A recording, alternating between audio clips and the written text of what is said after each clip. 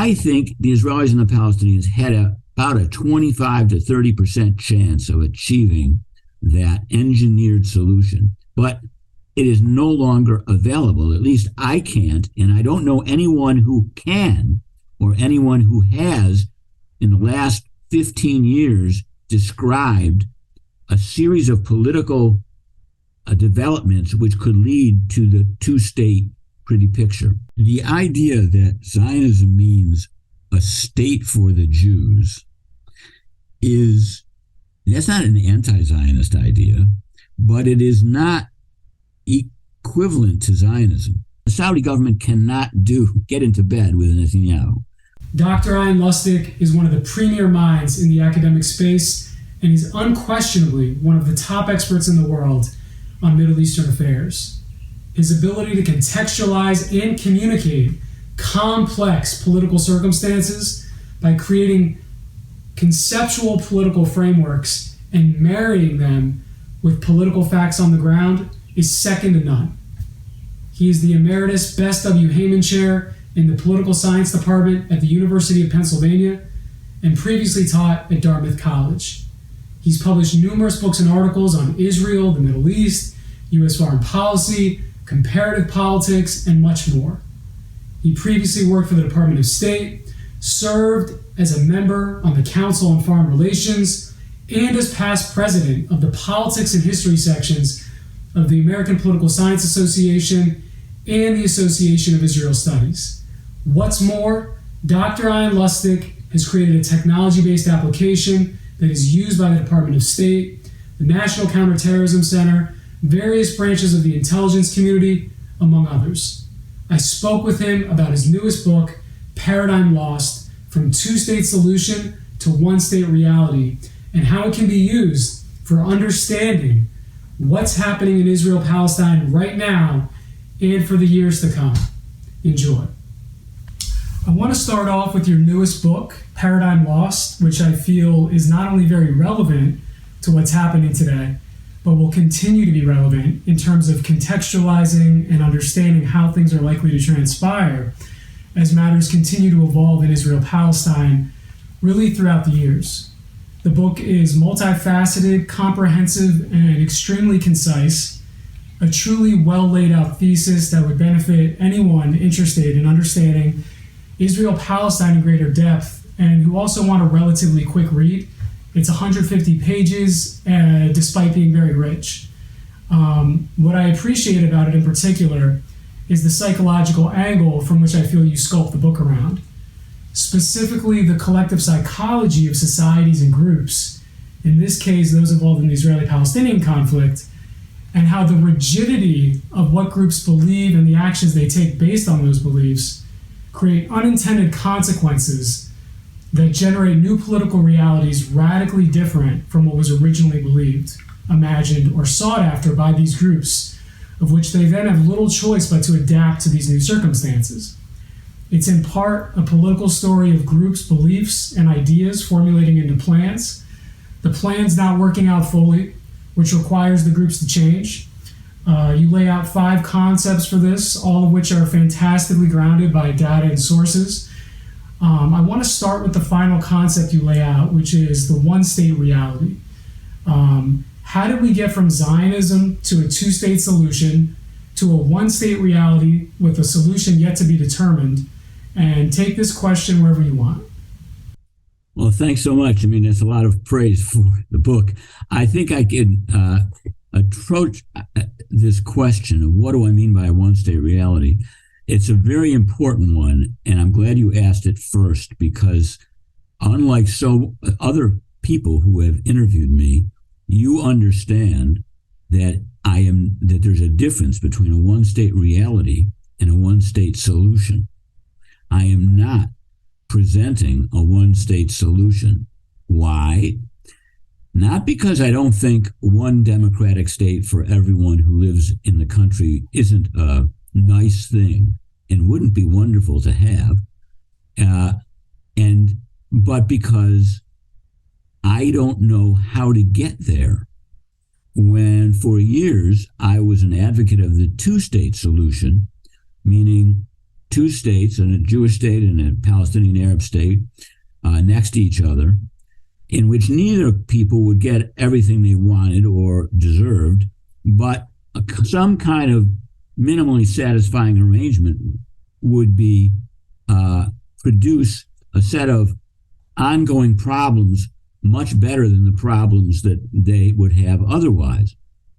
Other people have drawn pretty pictures of the future, including cantons and confederations and federations and so on. The point is that I only called the two-state solution a solution because I thought I knew how to get there through negotiations between the sides, in which a moderate government would emerge in Israel and a moderate position in the PLO would emerge also. I actually predicted it in my 1993 book, that there would be secret negotiations between a Labor Party government and the PLO, and that they would come to an agreement that would lead to a Palestinian state solution, but that would have to be done quickly, or assassinations of Israeli leaders and other disruptions would prevent it. So the problem is that now I don't see a way to get to any pretty picture, whether that is a picture of two states living side by side, of cantons, federations, or a one-state democracy. I can't say, here's a procedure, here's a plan, here's a realistic way to get there through diplomacy and through negotiations and through politics. Now, when I say that, I'm actually saying something that is much more common about conflicts than the idea that a conflict of this sort between national or ethnic groups is usually solved by some plan. Almost never does that happen. Almost never do people say, wow, we've got a really deep conflict here between two groups that want the same land. But if we think smart about it, we can figure out an arrangement that each side will get just enough to satisfy a majority of its constituents. Try to think of a case in which that happens. It's not impossible, but if you think Kashmir or Ireland or Turkey and Greece or the Chechnya or Korea or anywhere where this happens, you won't come up with that outcome. I think the Israelis and the Palestinians had about a 25 to 30% chance of achieving that engineered solution, but it is no longer available. At least I can't, and I don't know anyone who can or anyone who has in the last 15 years described a series of political developments which could lead to the two-state pretty picture. So now what we have is not a one-state solution. It's not a pretty picture at all, but it proves that one state is possible. It doesn't prove that one democratic state is possible in Palestine, because Israel, as a state occupying the entire territory between the river and the sea, is not a democracy, or at least a very partial democracy. But it does show that there is one state. That is not impossible. What people have, and that reality incubates other possibilities and makes older problems irrelevant. And one can look at the front of my book. This is a copy of the book, and you can see that what is figured here is sort of a Jewish star, but also a kafia. And there are no boundaries between the river and the sea. It's just sort of a mesh of national cultural facts. What is that between the river and the sea? That's an ontological question. What is between the river and the sea? Those who have thought in terms of a two-state solution, or continue to do so, see it ontologically as there's this thing called the State of Israel within the 1949 armistice lines. And then outside the State of Israel, there are these territories, the Gaza Strip and the West Bank, which Israel occupied in 1967, changed its relationship to Gaza in one sense in 2005. But those territories are not part of the State of Israel. They are held other territories, and maybe they can become a Palestinian state. To see that is to see something that is not there. What is there is one state that rules the entire area, including the Gaza and the West Bank, as a state rules it. It doesn't mean that all peoples and all areas within the ambit of this state are ruled in the same way, according to the same rules or the same laws. That's almost never the case anyway. But you have a situation in which you've got one state that's not democratic ruling about 47% of its population is Arab, 47% is Jewish, and the rest is neither Jewish nor Arab. But only a minority of the Arabs have political rights. 5 million Arabs have no political rights, so it can't be said to be a democracy. Now, what we therefore see, instead of a state waiting for or trying to avoid diplomacy that could lead to a two states, what we see is one state that is not democratic, but that could democratize. And the question is, how could that happen? Under what circumstances? How could it evolve? What else could evolve? How stable is this?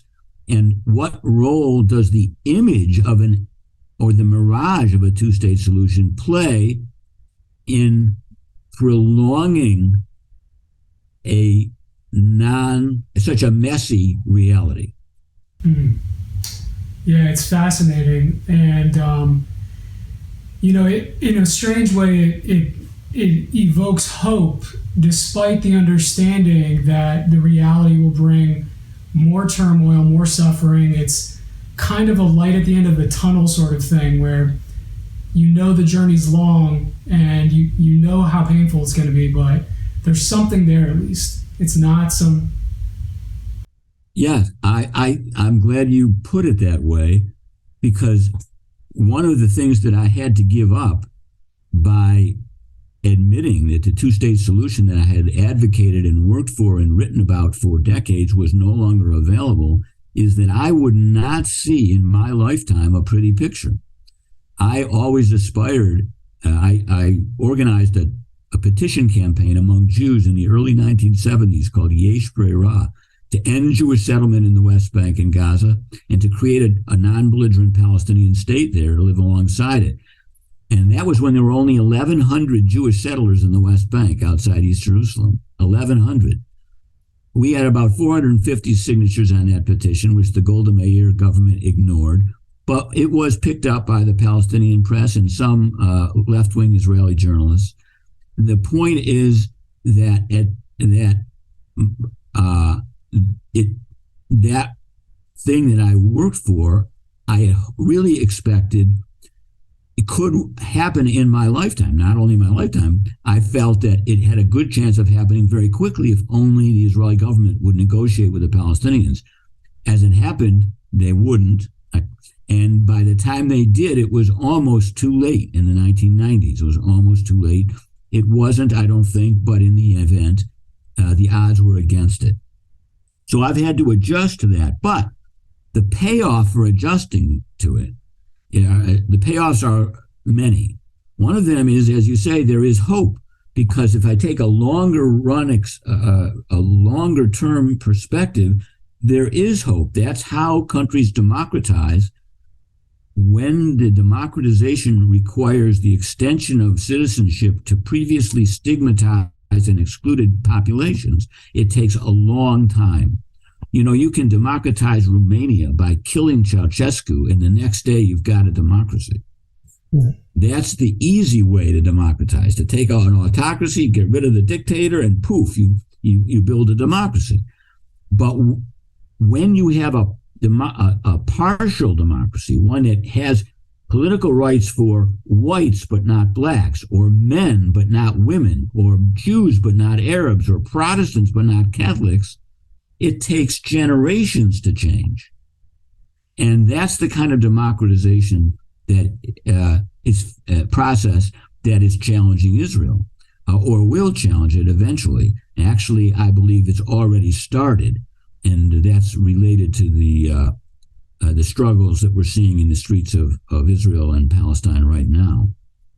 But that's one payoff, that there is hope in the long run. The other payoff is that through my whole life, my whole career, from when I started writing about this in 1969 until the early aughts, when I continued to write, but I was increasingly frustrated and bored by what I was writing. It's odd, because I'd always been really excited by what I was thinking about when I studied Israel and Palestine. People would get very angry at me. I was denounced as an anti-Semite in 1972 because I favored a two-state solution.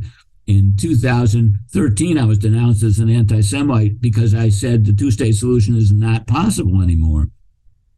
So it's not that I was enjoying the applause of the world, but I was enjoying my ability to think interesting thoughts about the Middle East and to understand what in 10 or 15 years would be the major problems. That's what I like. Well, in the early aughts, as long as I stuck with this two-state solution idea and seeing Israel next to territories that were not Israel, I kept saying the most boring, repetitive things. And I realized this was a dead end. It was a dead end intellectually. Now, when I flip the script, have a new gestalt, realize that this is one country, I don't have to, for example, worry all the time about one more settlement in the West Bank or whether E1 next to Jerusalem is going to be settled. It's irrelevant. It's completely irrelevant to any outcome of a two-state solution, because there isn't going to be a two-state solution. If there's another settlement in the West Bank, it'll be more room for Arabs to live in the Negev and in the Galilee. I don't worry about Jerusalem. Will it be divided into two capitals? Better, it's one capital. Let the whole country have access to all of Jerusalem. That's wonderful in the long run. If I have to, when I was working for the two-state solution and hoping for it, I kind of felt guilty in one sense, because I would use the demographic argument. That demographic argument is kind of racist. It said to Jews who were voting for the Likud, why are you voting for the Likud? You want to live with all those Arabs in the West Bank and Gaza? You like those people? You really want them in your state, living next to your family? There are millions of them there. Don't you want to end the settlement and get out? That's called the demographic argument, and it's been the most important argument that the left used to try to encourage Israelis to support a two-state solution. It failed, but it was the most popular. I felt guilty using it. Others did as well. Now, I don't have to use it anymore, and the left is abandoning it in Israel. Why? Because in the one-state reality, Jews who are not on the right need Arabs if they're ever going to form a government. We saw the moderate government that was in, relatively moderate government that was in power until this extreme government came into power. That government relied on an Arab party to have a majority of the seats in the Knesset. That is beginning down the road of real democratization.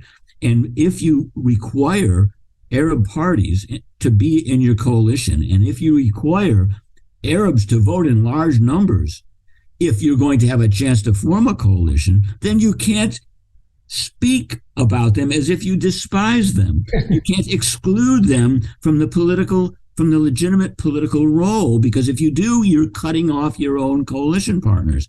So you don't hear this demographic argument from the left anymore. And the right never wanted to use it because they wanted to keep all the territories. So this is a very positive thing that's happened as a result of the one-state reality, is the demographic argument is almost never heard anymore. Yeah, it's crazy. It's almost ironic, It's just like that's what you see. Now you can get interested and fascinated by that, and so can I. But before I shifted my gestalt, before I started seeing that the answer to the ontological question of what lies between the river and the sea is one state, I couldn't have that idea. Yeah. I couldn't see that truth. Yeah. And there are many others that I go into in the book. Mm-hmm. Mm-hmm. Speaking of which, speaking of the demographic argument and the ongoing protests that are going on, you recently wrote an article in Foreign Policy magazine And I'm just going to quote it real quick, a part of it. Much like white northern elites in the United States during the 1850s, who didn't see that the brewing conflict was fundamentally about equal citizenship rights, few in today's Israel acknowledge what is at stake in the Israeli context, namely whether Palestinians will someday be equal citizens of the state in which they live. It seems that your sense is that the state of Israel and the Palestinians in the West Bank and Gaza are in fact in a kind of nascent stage where the separate Israeli and Palestinian societies and cultures are now forming into what they will likely eventually become, which is kind of what you're getting into with the one-state reality just now. One country for two people coexisting with equal political rights. This is possible in your mind. Okay, so when we get down to drawing pictures of the future, you used to say with George Bush, the first about the vision thing. Did he have a vision? Is the vision thing? Well, so much ink is spilled about what's the vision you have for the solution, as if Bernie Avishai or anybody else can paint a picture of a confederation or a fancy map in which the roads bypass one another and tunnels go for Arabs go underneath Jewish settlements, as if it matters whether you can paint a picture that you feel good about or that you feel maybe they can agree on, because it's irrelevant. This is not, you don't get a blueprint like that then comes into reality because it's something you like or something that might in principle work. It has to come out of politics. People have to have a reason to work towards something that then leads to that. And what in fact happens in politics is that opposing groups have projects. Nobody gets their project implemented. Everybody gets something that results from a clash and a combination of these projects. The Civil War is a good example in the United States. The North, the abolitionists, what did they want? They wanted to get rid of slavery. They hated slavery. The Southerners wanted to preserve their economy and preserve slavery. Then there were other issues about tariffs. Lincoln, above all, wanted to preserve the Union. And that was the official reason for the war, that no one had the right to separate part of the country from the rest of it. No one said, the reason we're fighting is we want to have a multiracial democracy where a black man or woman can be, certainly not a woman, a black man could be president. No one said that. When Lincoln spoke about slavery, which he did very rarely before the Civil War, in the Lincoln-Douglas debates and in one or two other instances, he said that the reason he opposed slavery was that slavery encouraged miscegenation, the sexual mixing of the races. And he used as an argument to his listeners that in New Hampshire, where there is no slavery, you get hardly any mulattoes. There's no sexual mixing. Isn't that wonderful? And in South Carolina, where there's slavery, that's where you get all this miscegenation. So the answer is end slavery, and the slaves go back to, and the freed slaves go back to Africa. Now that's what Lincoln's position. Whether he thought more advanced ideas than that, I don't know. Nobody can know. But no one fought publicly for a multiracial democracy. On the other hand, the result of the North defeating the South, and then the result was that you had a huge black population that couldn't go back to Africa, and that was inside the country. Now, the North imposed Reconstruction, which led to black political power for a few years, but that was soon lost and overthrown when the Republicans preferred their candidate should win the 1876 election, even though he lost, in order to, and they made a deal saying, you let our candidate win, and we'll end Reconstruction. So the Democrats, so that produced Jim Crow and a half a century of violent and terrible oppression of blacks and segregation of blacks and the political neutralization of blacks in most of the country. But eventually the Democratic Party shifted to embrace black voters. And even George Wallace, the arch segregationist, won his fourth term as governor, kissing black babies, encouraging blacks to vote for him instead of his arch segregationist Republican rival. That is the alchemy of democratic politics. I had fun writing that foreign policy piece, and I'm going to continue to work on that analogy, although because so many people, it helps bring out the length of time we're talking about, and as you put it, the unintended consequences of actions that often have the opposite result from what you intended. For example, the right wing in Israel, its raison d'etre for the last half a century has been to prevent territorial withdrawal from the West Bank and Gaza, to preserve a Zionist Jewish state in as much of the land of Israel as possible. And the ultimate result of that was, yes, they prevented a two-state solution, but they also created a plurality of Arabs in the country. And that is going to produce eventually probably a de-Zionization of the country. One of the interesting things you're seeing in Israel since the last election is when in the last election, the left-wing Zionist Emeritus party disappeared. It did not make the threshold. It now might, in new elections, it might pass the threshold. But in the meantime, many of its activists deserted the party and have been forming new Arab Jewish parties, which do not raise Zionist banners because they are trying to make Arabs equal citizens. In order to get back into the Knesset, these leftists can't do it the old way. Yeah, something that's interesting to me, and trying to think of how to phrase it, because certainly it's a light at the end of the tunnel. It's a hope that these two groups can mix together and work together and create one nation together.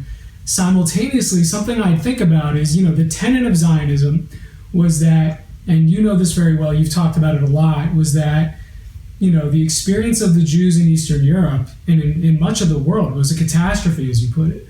And they went through so much, and they determined we need to create a state for ourselves. Now, this is not doable without oppressing people because of the way the state of the world exists demographically. So it's a moot point because that's goes without saying. But I do wonder what will the future of the Jews be like if they are the minority everywhere they are. Well, let's revisit that idea. The idea that Zionism means a state for the Jews that's not an anti-Zionist idea, but it is not equivalent to Zionism. Zionism started in the late 19th century in Europe, as you point out, both in the East and in the West. And in the East, certainly where most of the Zionists came from, the first ideas were not that Jews would have a state, but rather that there would be a large Jewish community in the land of Israel. And whether it was going to be part of the Ottoman Empire or the British Empire, or whether it was going to be a binational country with the Arab population, it wasn't until the 1930s when Jabotinsky, the leader of the right-wing revisionist Zionists, and Ben-Gurion, the leader of the labor Zionists, really put forward the idea of a Jewish state, meaning a state that would privilege the position of Jews and would be recognized in some sense as Jews, and that they would lead. And that idea that a Jewish state and Zionism are the same thing took hold and became hegemonic. But that meant excluding people like Martin Buber or Hans Cohen or Yehuda Magnus even Yitzhak Tabenkin, many of those who wanted the whole land of Israel and knew there was a vast majority of Arabs in it, so they didn't talk about a Jewish state because they wanted a binational or a multicultural state. So what political apparatus allows a large, secure, and prosperous Jewish community to live in the land of Israel is an empirical question. So is the definition of a Jewish state. I mean, it's a question of how many different things could that be. It's interesting that in the Bible, in Samuel, at the time of the judges, that is when Jews lived in a land without a state, they lived as tribes with judges, but not an army, not a king. And Samuel goes to God and he says, the people want a king. Can you please give the people of Israel a king? And God says, that's a terrible idea. Don't the people of Israel know that if they have a king, the king will take their money, take their in taxes, and take their sons for war? And Samuel says, yes, that's true, but the Jews, the Israelites, want a king just like the other countries all around. They have their king. And so God says, look, if you insist, it's a bad idea, but if you really want a king, you see that guy over there, Saul, make him king. And that's how the Jews got a king. But most of the time, the Jews have lived as Jews from the time of the patriarchs on. They did not have a state. And every time they did have a state, it didn't end well. And the Maccabee state ended terribly. The state of Herod ended terribly. We don't know, but this particular version of the Jewish state is not going in a great direction these days either. In the book of Judges, just the Jews in the state. In fact, I used to argue with Gush Emunim people in the following way. Okay, this is a little technical. Okay. So it says in the Bible, that, and this is a tradition, the rabbis, that if the Jews do not obey the commandments in the land, they will be vomited out by the land. Interesting. God will vomit the Jews out. So one of the things that Zionists often say is how amazing it is that Jews are always returning to the land. It shows how much they love it. They're always returning. Yeah. So I point out that the reason they're always returning is because they've always been leaving. Right. They've always been leaving. If it's not because of the famine in the land, or it's because the Assyrians and the Babylonians exile them, or the Romans exile, or they just leave because they can't make a living. There were more Jews lived outside the land of Israel at the time of the war with the Romans than lived in Israel. So it's really wrong to think about this gigantic exile that occurred because of the Romans. So if that's true, that the only time that Jews are not going to be vomited out is when the Messiah comes. Okay? Because otherwise, each time they're just going to break the laws and get vomited out again. Right. So that means that you got to bring the Messiah, or else this state is not going to last. And when you put it that way, the settlers completely agree. They have to agree. That's why it's so important to settle and bring the Messiah. Even though from a rabbinic point of view, it's a shanda. It's against the law to push the end, the chikat haketz, to try to force the Messiah to come before it's time. But in fact, the end will come according to the usual pattern of Jewish history, unless the Messiah comes. Anyway, that's not my view. That's just the theological principles at work here. Yeah, it's fascinating. I was going to say, speaking of the one-state reality, speaking of everything we've talked about, one thing you discuss is that the democratization, part of the reason, or part of the way in which the democratization of Israel-Palestine will happen, in which Jews and Arabs create political alliances, essentially, and as you often say, politics makes strange bedfellows. That's basically going to occur and emerge in this one-state reality in all likelihood if it moves towards democratization. Part of that is the outside world sort of recognizing Israel as and the territories it controls in the West Bank and Gaza as one state rather than as one state that is temporarily controlling two other territories.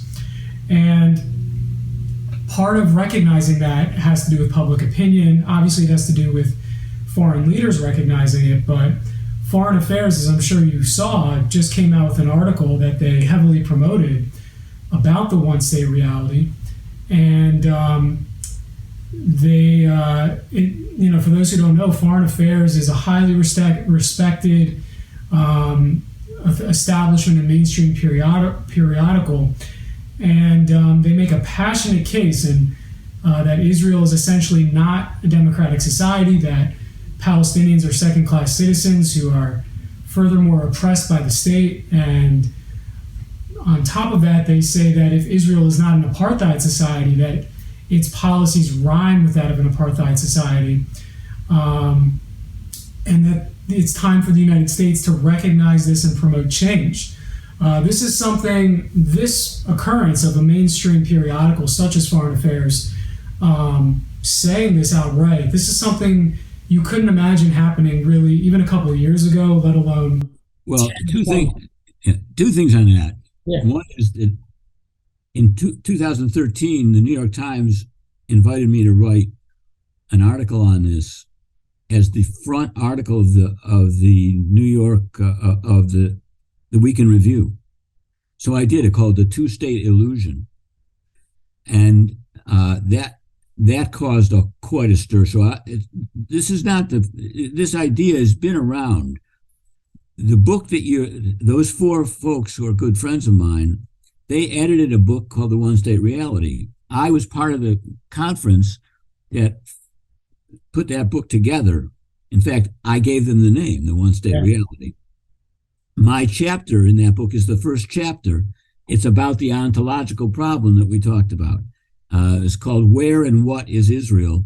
Time for a Gestalt Shift. So you're right. That is the attention that book has received and that article has received is very important. And I'm fully a part of that. To go on and talk about the United States and the role of world opinion here, there are two things I'd like to mention. One is about the United States and one is about a general world opinion. One of the things that hasn't been noticed and emphasized enough is that the Biden administration has actually changed from American foreign policy. American foreign policy had tied itself, eventually too late, came to the two-state solution. Then Democratic and even Republican presidents realized that this was a kind of a safe harbor politically. You could support the two-state solution without defining it and without saying when it's going to come, and that way not be out of step with Europe and the rest of the world, and not anger the Israel lobby too much, because you weren't doing anything to actually force Israel out of the territories. So increasingly, congressmen and politicians in America endorsed the two-state solution, essentially because it was unavailable. The bad side of that is it kept forcing American administrations to say things they knew weren't true and to do things that led to embarrassing diplomatic failures. The most recent and biggest one was the John Kerry initiative that Obama allowed him to humiliate himself by saying, this is the last chance. And my op-ed piece in the New York Times was predicting that this is going to be a failure. And after it fails, John Kerry will still say that there's still time for a two-state solution, even though he said we only have a year. The Biden administration, while it continues once in a while to talk about the two-state solution, has not launched a single diplomatic initiative to advance it, or to even try to encourage talks about the two-state solution. On the other hand, they have come up with a new phrase that Biden used almost in his first day in office, and he and Secretary of State Blinken have been repeating it regularly. And that is this sentence, that Israelis and Palestinians have equal rights to security, prosperity, dignity, and democracy. They have equal rights to democracy. Not anything about a separate state, which that principle of equality is realizable within the one-state reality. Whether you're Palestinian or Israeli, you have the right to that. And that is a significantly different formula. It's the way politicians change their position. They're almost imperceptible, but then they say, well, why are you so surprised I'm supporting the one-state solution? I've always said that the principle of equality is what I'm basing myself on. Right. So that is how politics changes in the discourse. And I consider that a really important change, because in America, the word, ending the occupation is not such a inspiring slogan for Americans. For the Americans, the occupation of Germany, the occupation of Japan, those were good things. But if you talk about equality, if you talk about ending discrimination, that's something Americans can identify with. Now, the fact is that occupations end in two ways. One way is for the occupier to withdraw. The other way is for the occupier to completely absorb the occupied territory so that they are part of the country and everyone's equal. The North occupied the South, and we called it, those were occupied territories. They were then allowed back into the Union, and that ended the occupation. When Israel conquered the Galilee, or the Western Galilee, in 1948, it referred to Nahariya and other areas as occupied territories. Once those were annexed into Israel and the people living there were given the vote, whether they were Arabs or Jewish, the occupation ended. So we can end the occupation of the West Bank and Gaza in the same way, through a complete absorption. Now, let's talk about the rest of the world, not just the United States. People say, rightfully, that why should a non-democratic Israel that can use coercion and control techniques, apartheid rhyming techniques, to suppress Palestinians in the West Bank and Gaza, why can't that just continue for a long time? Well, it can, especially if the world slides away from democracy and away from liberal democracy. And we have a worldwide struggle now over whether liberal democracy is the modal way that people aspire to live their political lives, or whether autocratic, authoritarian populism and phony elections or ruthless, tyrannical majoritarianism is the way. That's a worldwide struggle. And the fate of Israel and Palestine is partially linked to the outcome of that struggle. If that struggle is won by the autocrats and the authoritarian populists, then the democratization process in Israel is much less likely to get going sooner rather than later. So I consider this a worldwide struggle, and it does matter what public opinion is. I just want to note that increasingly we see in the United States, in the Democratic Party, but not just in the Democratic Party, a kind of loathing of what Israel has become, or what the Israeli governments have become. And that, along with the new formulas that the Biden administration and others have used, and as you point out, the intellectual and kind of punditocracy recognizing that really the two-state solution is gone and we are dealing with a one-state reality. This is the seeds of real change. Yeah. One of my questions for you is going to be: is the potential decline of the United States and the rise of China, could that shift international norms towards Israel feeling less pressure to democratize? And it sounds like that's a real concern. Sure. I recently read a book, I don't know if you've heard of it, The Changing World Order by Ray Dalio. You familiar with this? You should check that out. But he predicts the decline of the United States. So. Well, if you read Foreign Affairs regularly, as I do, you see how many articles are published there every issue about the struggle between the United States and China over the future of the world. Yeah, this is a major, massive challenge. The first really massive challenge to American dominance that the United States since World War II has experienced. Right. Yeah, and speaking of which, I mean, as soon as I read One State Reality in the Foreign Affairs, I thought of you because of your book that we talked about, and just how much you laid that out for everybody. So I mean, shifting to the world and just what's going on with China and everything. Many who originally brought into play the Abraham Accords still have political sway and vouch for its credibility in public and in the media. Similarly, many conservatives with a platform vouch for it or bring on others that vouch for it. And as a little bit of a shift into the plans of the Abraham Accords, China has brokered a deal between Saudi Arabia and Iran, which goes against what Netanyahu was hoping to do. Netanyahu had this concept called the Iron Triangle. I don't know if you heard him talk about that. Yeah, I mean, basically, I'm wondering what your takeaway was for the deal between Saudi Arabia and Iran, and also, what your general feel is for the Abraham Accords, and I'm sure you have a perspective about it. So, just curious what your thoughts are. Yeah, it is very complicated.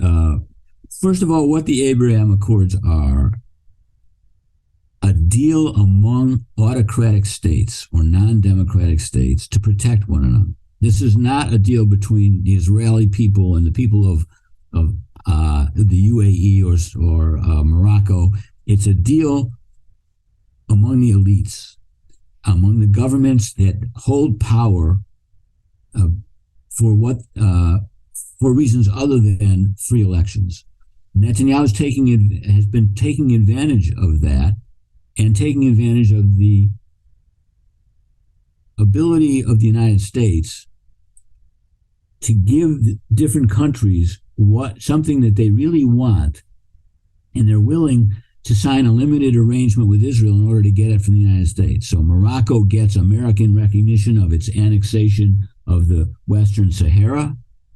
Sudan got itself taken off of the terrorism list by the Trump administration. The UAE gets huge amounts of advanced weaponry. This is a pretty typical, what I call a ricochet effect all over the world. Once African countries or other countries realize just how powerful the Israel lobby is, in order to get something from the United States, in order for them to get Washington to even listen to them, they go to Israel and say, what can we do for you that you would then tell the administration to do for us? And that is and that's what the Abraham Accords are, one big example of that. Now, then they take on a life of their own. And one of the interesting things I've been watching is what happens when Israel is in a relationship of semi-normalization diplomatically with a country, and then it does something which that country can't tolerate in the West Bank or toward the Gaza Strip or on the Haram al-Sharif, the Temple Mount. What happens? What do those countries do? Or does Israel restrain itself in some ways that it otherwise would not, because it now fears damaging its relationships with these countries? That, in other words, builds in a certain Arab perspective into Israeli diplomacy and Israeli policy toward Palestinians that otherwise would not be present. And we don't know yet, but I believe some of Israel's policies and restraint we've seen, even by this extreme government, is due to the yearning that Netanyahu has not to lose the Abraham Accords. And I think that's a very significant part. Now, you mentioned China. As long as you have an Israeli government that is killing Palestinians at the rate that it's been doing, and doing things on the holy site, Muslim holy sites in Jerusalem, the way it's been beating people inside the mosques on videotapes, even the Saudi government cannot get into bed with Netanyahu. And so they are open to other things. The United States has found out this to its despair, that the Saudis don't really need us the way they used to. And they don't need Israel either. And Netanyahu has also been surprised, though I wasn't, by the fact that the Saudis really don't seem that worried about Iranian nukes. Israel had talked about how the whole Middle East was terrified of the Iranian nuclear program. And no, the government, it's not even true that Israelis are terrified of the nuclear program. It's just that Netanyahu needed a certain bogeyman, that the Iranian nuclear program, which they have, meant something about the existence of Israel, which it does not. He needed that in order to keep the United States in a posture of ruthless sanctions against Tehran. What the current government in Israel's real objective has been to isolate and weaken Iran, to keep it from challenging Israel as the dominant country in the Middle East, and to keep it from raising the risks of Israeli use of force in Syria and Lebanon and Gaza. That's what it doesn't want. Israel does not want to have to wonder whether it can use its air force or not, and whether it might lead to some unending escalation with Iran. It doesn't want to have to worry about that.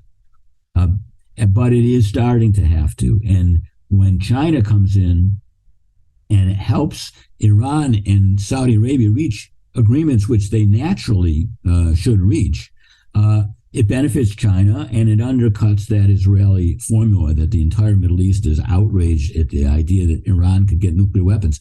In fact, one of the funny things that's happened recently is that the Saudis are telling the Americans that if the Americans want the Saudi Arabia to get together with Israel, what is it the United States has got to do for Saudi Arabia?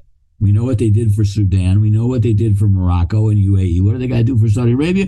Well, one of the things they have to do is help Saudi Arabia get a peaceful nuclear power plant, become a nuclear capable country. Well, Israel has said, no, we do not want Saudi Arabia to have nuclear power. In fact, we don't want any country in the Middle East to have nuclear power, even though, of course, we have it, though they don't say that publicly. But everybody knows they have it. So this is caught on the horns of a real dilemma.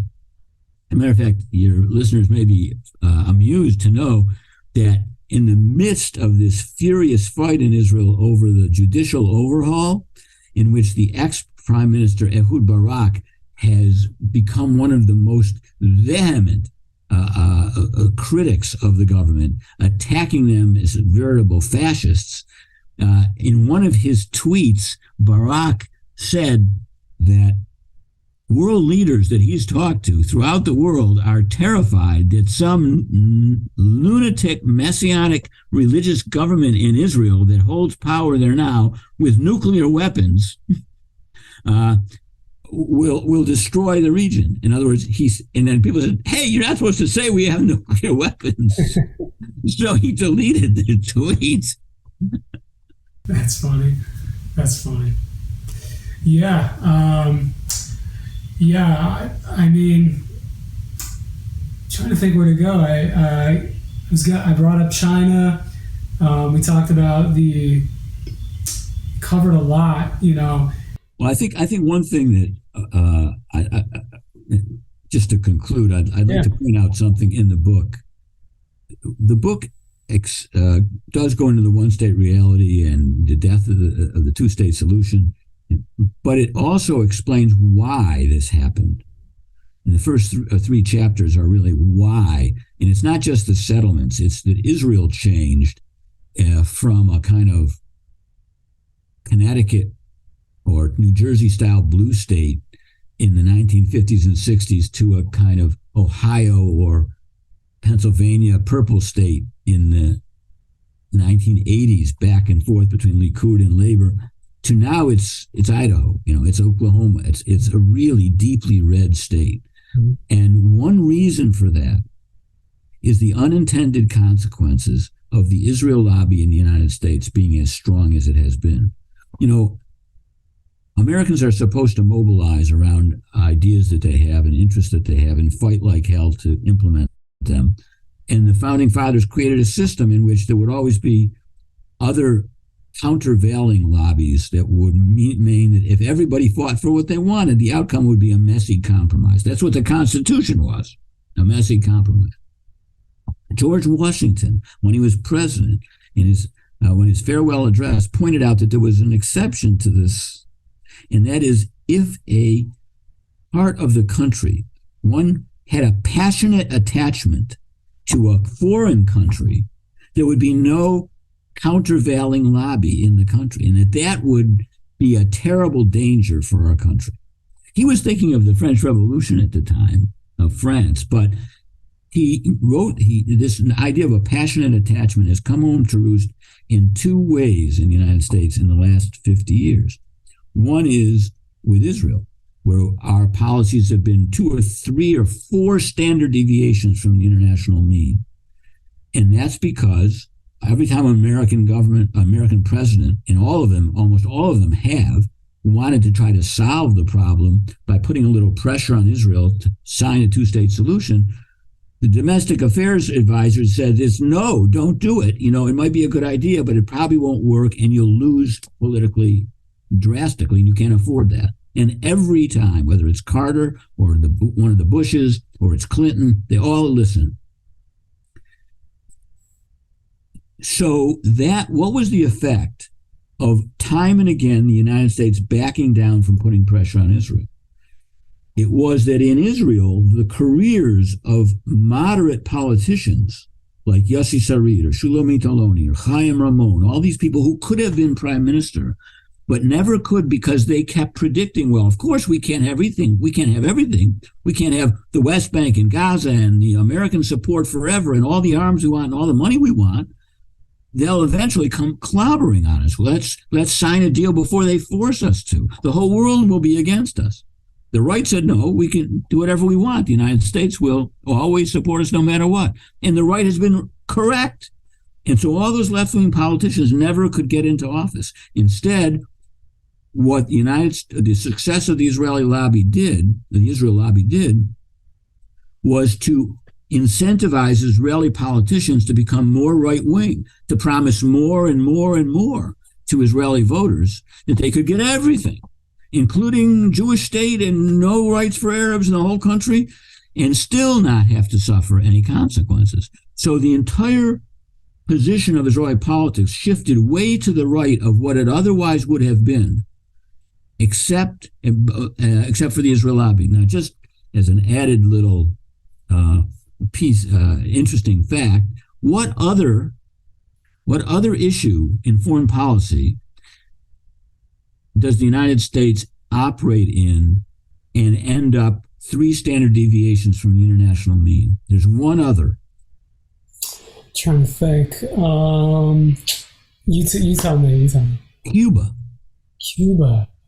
When there's a vote in the United Nations about whether against settlements, the United States, Israel, Micronesia, Palau, a couple other, Guatemala vote against it, and 140 some odd countries vote for it. But when the boycott comes up of Cuba, we oppose boycotts, and so does Israel. But not when it comes to Cuba. When the UN votes on the Cuba boycott, every country in the world votes to end it. It's only Israel and the United States that vote to keep the embargo on Cuba. Why is this contradiction? Why are those the only two? Because there you have domestic political lobbies that are all important and that trump any foreign policy consideration. And so that's a remarkable parallel, but it's not a coincidence. It's because of what George Washington identified as a flaw in our system. Yeah, that was a fascinating point that you brought up on your chapter on the Israel lobby, which you liken to the cocoon, which is kind of the conceptual label you give it. A cocoon, well, what I'm saying is that the lobby created a cocoon around Israel so that it didn't feel, Israeli democracy couldn't feel the real costs the country was paying for its extravagant policies toward Palestinians. Yeah, it's a brilliant point.